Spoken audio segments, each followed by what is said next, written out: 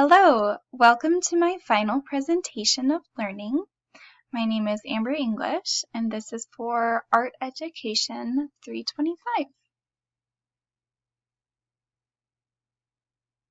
Something I'd like to focus on today was a problem that I really felt like I overcame, which was understanding the idea of artistic praxis and how to apply it not only in a lesson plan, but in the classroom itself. Praxis wasn't something I had really ever thought about and didn't think that it was something that would be so important in my teaching. Going into this, I assumed that the teacher's role was to help or assist or simply just provide techniques. But I am so glad I learned the importance of praxis and of providing a space where my students can dive into the process more than the product. My first example of this was during our service learning time. One lesson was on self-portraits. I realized halfway through that I was being kind of nitpicky and not allowing the process to be personal to the students. After that realization, I was able to sit and work alongside the students rather than hover over them. This really had a shift in the atmosphere of the classroom because it allowed the students to let their work just be personal and go through the process on their own and explore for themselves. During this lesson, I gave a watercolor demonstration, but then I allowed them to figure out the techniques that I taught them for themselves, even if what they were doing seemed kind of wrong sometimes.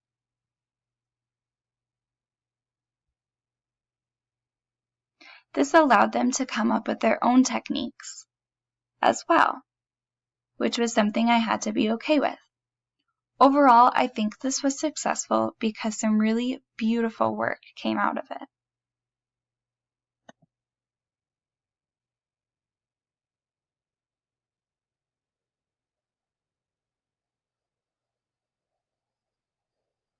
The students found the freedom to let the watercolor become something personal for them. They were able to explore and sit with that process rather than just focus on the product being one of the techniques that I had taught them.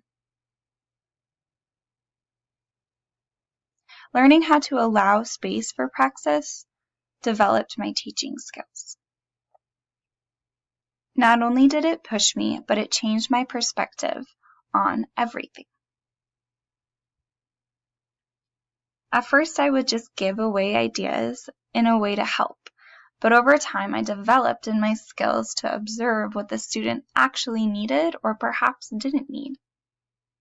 My teaching became based more on intuition and observation rather than a list of to-dos.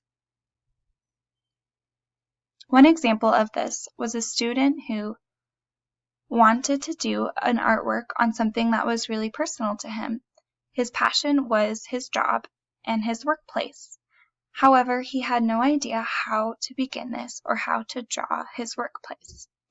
Normally, I would have just given out ideas, but this time I had to learn how to help him ideate. I had to observe and think through this situation. What helped me a lot was knowing about the zone of proximal development and knowing that it is okay to push them until it is a good time to stop and then nurture and support and encourage them. The zone of proximal development really is a balancing act that I was able to begin to learn in my own teaching. A standard that I really learned was invent and discover to create. I think I was able to help this student learn to engage and persist, to stretch and explore, and find something that was personal to him that he could be really proud of rather than me just telling him what to do. This picture here is his tables and chairs that he came up with for his workplace, which was really awesome because nobody taught him how to do that. We just thought about shapes and talked about what a table looks like. This informed me that as a teacher, I cannot force the process for the student. It has to become personal. I think a big area where I realized this was when we had our printmaking day. Our motivation and ideation piece was a lot of fun, but it didn't really seem to connect. There was no relating and connecting to transfer. So on my end as an educator, I feel like I failed.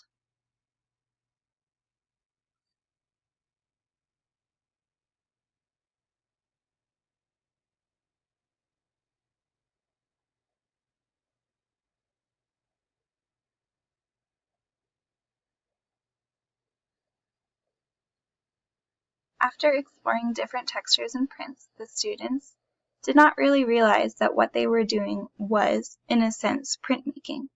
That was the whole plan, but I don't think it really transferred over to the actual lesson.